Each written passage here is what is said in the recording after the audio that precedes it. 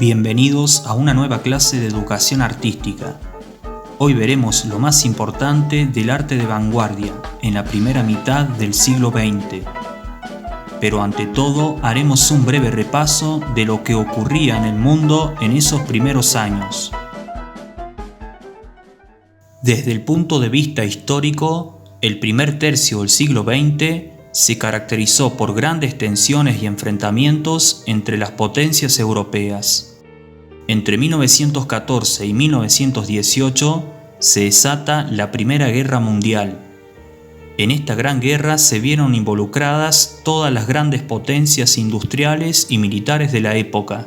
Por un lado estaban las potencias centrales o la Triple Alianza, formada por Alemania, Italia y el Imperio Austrohúngaro, y en la que más tarde se sumaron el Imperio Otomano y el Reino de Bulgaria. Y por el otro la Triple Entente, formada por Francia, Reino Unido y Rusia. Los dos bandos se mantuvieron durante el conflicto, pero la intervención de otros países y el cambio de bando determinó el resultado final de la guerra. Italia cambió de bando. Rusia acabó retirándose tras la revolución en 1917, y a los aliados se le sumaron el apoyo de Estados Unidos, Serbia, Bélgica, Portugal, Japón, Rumania y Grecia, inclinando la balanza y consiguiendo la victoria frente a las potencias centrales. El uso de nuevas y mortíferas armas, sumado al equilibrio de fuerzas entre los dos bloques, impuso una guerra larga y costosa. La Gran Guerra causó la muerte de 21 millones de personas durante esos 4 años. Como era de esperar, Alemania salió muy perjudicada. Los aliados la culparon de haber iniciado la guerra y la condenaron a pagar los platos rotos a través del Tratado de Versalles. De esta manera, Alemania fue desarmada y despojada de las colonias y de parte del territorio nacional, y además le impusieron el pago de una enorme indemnización. En Rusia, donde la servidumbre del campesinado era todavía medieval, estalló la revolución proletaria que permitió al partido bolchevique de Lenin hacerse con el poder y proclamar la Unión de Repúblicas Socialistas Soviéticas, un imperio comunista que duraría 70 años. La Primera Guerra Mundial y la Revolución Rusa fomentaron las esperanzas en un régimen económico diferente para el proletariado. La década del 20 fue una época de desarrollo y prosperidad económica conocida como los años locos, pero después vendría el gran desastre de la bolsa de Wall Street y volvería una época de recesión y conflictos que, unido a las difíciles condiciones impuestas a los vencidos de la Gran Guerra, provocarían la gestación de los sistemas totalitarios como el fascismo y el nacionalsocialismo, que conducirán a la Segunda Guerra Mundial. Desde el punto de vista cultural, fue una época dominada por las transformaciones y el progreso científico y tecnológico, la aparición del automóvil, del avión, la radio y el cine. Por su parte, en el ámbito artístico y literario, era precisa una profunda renovación.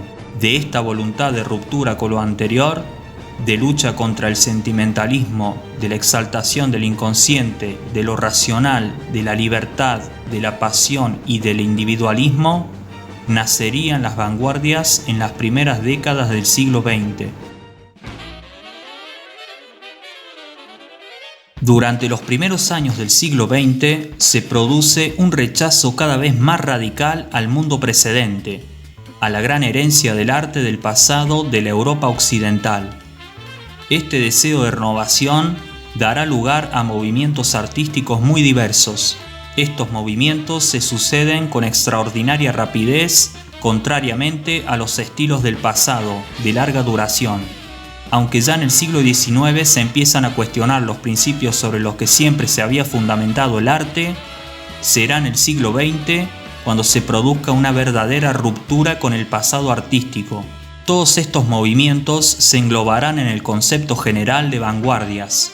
Las vanguardias compartirán su enfrentamiento con las formas y modelos del pasado, su rechazo a los valores establecidos por las élites culturales del momento Su preocupación por la teoría estética y la redefinición del concepto de belleza, el interés por la subjetividad, por el compromiso ideológico y la conciencia social, y sobre todo, su afirmación plena de la libertad artística. Además, el desarrollo de la fotografía y el cine, que permitían reproducir fielmente la realidad, liberarán a las artes tradicionales de la necesidad de alcanzar este objetivo, con lo que el artista podrá alejarse de la figuración y abrirá el camino a la abstracción. También cambiará el concepto de mercado artístico. Mientras que en la mayor parte del siglo XIX el arte correcto es el considerado por la academia y en los salones oficiales, en el siglo XX podemos hablar de una verdadera revolución comercial vinculado al mercado capitalista. Esto se debe a que los artistas buscan nuevos cauces para exponer su obra fuera del camino oficialista, con exposiciones colectivas o individuales. Además, surge la figura del marchante de arte, es decir, una persona o empresa que compra y vende obras de arte. Por último, cabe plantear la existencia de dos bloques de corriente bien diferenciados. Las primeras vanguardias históricas que se dan entre los primeros años del siglo XX y la primera mitad de la década del 30, y las segundas vanguardias artísticas que se manifestarán después de la Segunda Guerra Mundial. Esto lo veremos detalladamente en la próxima clase. En lo que respecta a las primeras vanguardias, encontramos una variedad de movimientos artísticos, por lo que la clase estará dividida en 4 partes. Solo veremos los movimientos que se consideran más importantes para la historia del arte. Cabe aclarar además que muchos de estos movimientos se dieron de manera simultánea, en cortos periodos de tiempo, y en algunos casos cuesta diferenciar uno de otro. Sin embargo, en esta clase veremos cada vanguardia de manera individual y sintética, analizando brevemente sus principales características y algunos artistas destacados. En esta primera parte veremos 3 vanguardias formalistas, es decir, 3 movimientos que experimentaron con el color o la forma, y estos son el fauvismo, el cubismo y el futurismo. El concepto fauvismo lo acuñó el crítico Louis Bussels al contemplar en el Salón de Otoño de París en 1905, cromáticamente exaltadas, juntos a una pequeña pieza escultórica de corte clásico. Era tal el contraste que se establecía entre estos dos tipos de manifestaciones que el crítico no pudo por menos que exclamar «Donatello parmi les fous», que significa Donatello entre las fieras. A partir de ese momento, el grupo de artistas que representaban esa nueva corriente se llamaron fauvistas. El fauvismo es considerado el primer movimiento de vanguardia, y su característica principal es el uso y la aplicación exacerbada y violenta del color sobre la tela, rompiendo la tradicional asociación con el objeto representado. Ese es el logro más importante que aportaron los fauvistas, la autonomía del color respecto a la forma. El color se convierte en auténtico protagonista de las pinturas, sin hallarse supeditado jamás a lo que éstas representan. Los artistas fauvistas utilizaron el color de una manera muy poco objetiva, a grandes pinceladas nítidas, alejándose de la realidad y dotando a la obra de una sensación de espontaneidad. Se trata de un movimiento puramente experimental, es decir, que le interesa más la forma que el contenido. No se enfocan en temas trascendentes, sino cuestiones vinculadas al tiempo libre. Sus temáticas se relacionan al ocio, la música, el arte y el diseño. Los fauvistas no tenían un ideario político ni social, pero tenían puntos de vista similares sobre la técnica y la importancia de la expresión individual. Con el tiempo, el trabajo de los fauvistas fue ganando aceptación. De hecho, la mayoría de los fauvistas se hicieron famosos en vida. En el fauvismo encontramos influencia del postimpresionismo, principalmente artistas como Gauguin, y también influencias del neoimpresionismo, utilizado por Seurat o Signac. Dentro del fauvismo se destacaron artistas como André Derain, Raoul Dufy y el más importante de todos, Henri Matisse, el líder de los fauvistas. Como todos los artistas que se identificaron con este movimiento, Matisse buscó liberar al color de la referencia a los objetos, logrando así su máxima expresividad. Su obra durante este breve periodo se caracteriza así por enfrentar tonos puros para así resaltar los planos. Matisse adoptó las superficies planas, el uso de símbolos visuales y los contrastes de color de Gauguin. Sin embargo, a diferencia de Gauguin, no utilizó una paleta estridente para explorar el lado atávico e instintivo del hombre, sino que prefirió las tonalidades lúdicas y alegres. El mismo crítico que dio nombre al fauvismo fue el responsable de inspirar a un grupo de artistas en llamarse cubistas, y todo porque en 1908 visitó una exposición de Braque y escandalizado escribió: «Son geómetras ignorantes que reducen el paisaje y el cuerpo humano a insípidos cubos. Así nace el cubismo», aunque en realidad en el cubismo no hay cubos, más bien todo lo contrario. El cubismo consiste en reconocer la naturaleza bidimensional del lienzo y no recrear la tridimensionalidad. Para mirar un cubo hace falta un solo punto de vista, y lo que querían artistas como Braque o Picasso, inspirados por Cézanne, es mirar un objeto desde todos los puntos de vista posibles. El cubismo es un arte cerebral que presenta la realidad no como nuestros ojos la ven, sino como nuestra mente las conoce, representando lo esencial. Otra característica es la gran austeridad cromática, es decir, que no se le da tanta importancia al color y se van a preferir las tonalidades neutras. En otras palabras, el cubismo no se va a distraer con el color, sino que se va a concentrar en el dibujo. También encontramos un abandono de la perspectiva convencional, y en su lugar encontraremos una visión simultánea de varios puntos de vista del objeto representado. Además, hay una reducción de esos objetos a formas geométricas esenciales. Pero a pesar de ser pintura de vanguardia, los géneros que pintan los cubistas son de lo más clásico, como bodegones, paisajes y retratos. Dentro del movimiento podemos distinguir dos grandes corrientes: el cubismo analítico y el cubismo sintético. El cubismo analítico analiza el objeto descomponiéndolo en distintos planos, hasta hacerlo casi irreconocible, como si lo viéramos a través de un cristal tallado que lo fraccionase por completo. El color pierde importancia y los cuadros son casi monocromos. Las formas aparecen compactas y densas. Durante este tiempo, el cubismo se acerca a la abstracción. La segunda fase del cubismo se inició en 1912 y se denomina cubismo sintético. Supone una simplificación de la anterior. Las formas son más nítidas y planas, y el objeto queda reducido a lo esencial. El color es más vivo y brillante y se busca más el contraste. En esta fase nace el collage, inventado por Picasso, y el papier collé, utilizado por Braque. Los mejores representantes del cubismo serán George Braque y el quizá artista más famoso de todos los tiempos, Pablo Picasso. Picasso fue el arquetipo de artista y genio total.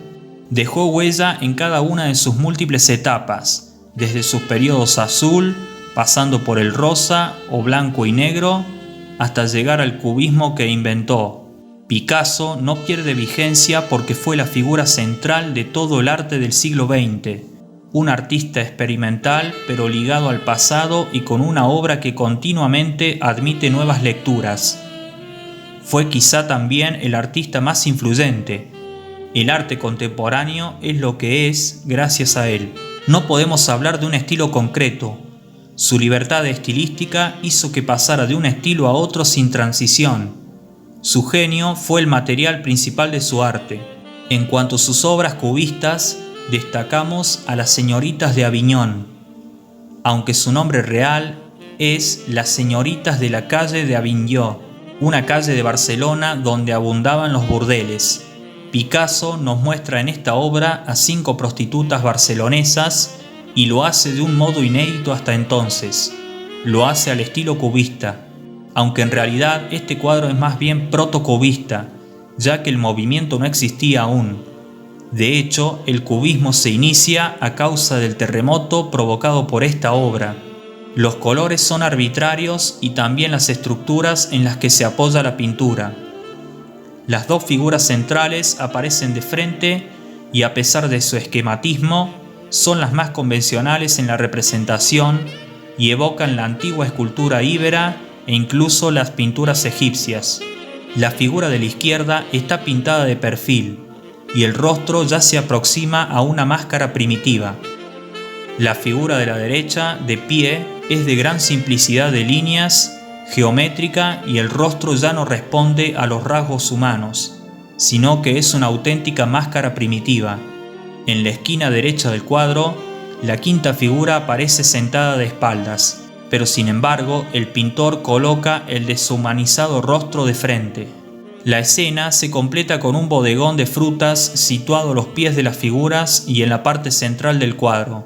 Otra gran obra de Picasso fue el Guernica, que aunque presenta una estética cubista, también es una obra expresionista, ya que presenta un tema dramático como lo es la guerra. Su título alude al bombardeo de la ciudad de Guernica, ocurrido el 26 de abril de 1937, durante la Guerra Civil Española. Tras esto, Picasso se sintió obligado a documentar el hecho para las generaciones venideras y pintó la obra para el pabellón de la República Española en la Exposición Internacional de París de ese mismo año. El resultado fue un enorme lienzo de casi 4 metros de alto por más de 8 de ancho, que es hoy la ilustración perfecta de los desastres de la guerra. Soldados muertos, mujeres llorando, caballos gritando, palomas heridas, toros, fuego, una bombilla iluminando la horrible escena. Un caos moderno para alertar a un mundo que estaba a punto de arder. Solo esa lámpara que lleva la mujer en su mano y una flor que crece solitaria en el suelo nos dan algo de esperanzas de que semejante locura no vuelva a ocurrir. El futurismo fue un movimiento en principio literario que surgió en Italia, encabezado por Filippo Marinetti, un poeta fascista italiano. En 1909 aparece el Manifiesto de los Futuristas, el primero de todas las corrientes artísticas del siglo XX. En él aparecen algunas frases polémicas como que un automóvil es más bello que la victoria de la Samotracia, una escultura helenística, la glorificación de la guerra, el militarismo, el patriotismo y el gesto destructor de los anarquistas. Además, propone destruir los museos, las bibliotecas y las academias variadas y combatir el moralismo y el feminismo. Se trata en definitiva de un movimiento complejo y polémico, que quiere ser una expresión adecuada de los nuevos tiempos de la sociedad industrial y de la modernidad, haciendo una fuerte crítica al arte del pasado. El futurismo va a encontrar la belleza en la máquina, por lo que será un antecedente del diseño industrial. Otro de los valores que más exalta el futurismo será la velocidad y el dinamismo. Así como el fauvismo se interesó por el color y el cubismo por las formas, el futurismo se va a interesar por el movimiento. Los artistas futuristas recurren a una técnica conocida como simultaneísmo, que consiste en repetir las imágenes de manera superpuesta, constituyendo algo similar a una secuencia fílmica. En su afán por reivindicar la modernidad, los artistas futuristas utilizan la ciudad, el automóvil y el movimiento como temas principales. Se recurría de este modo a cualquier medio expresivo como a la pintura, la escultura, la arquitectura, el cine, la música y la poesía. El futurismo pretendía crear un verdadero arte de acción, con el propósito de rejuvenecer y construir un nuevo orden en el mundo. Entre sus mejores representantes podemos destacar a Umberto Boccioni, Giacomo Balla o Carlo Carrà. Con el tiempo, muchos artistas futuristas se van a aliar al fascismo, de la mano de Mussolini.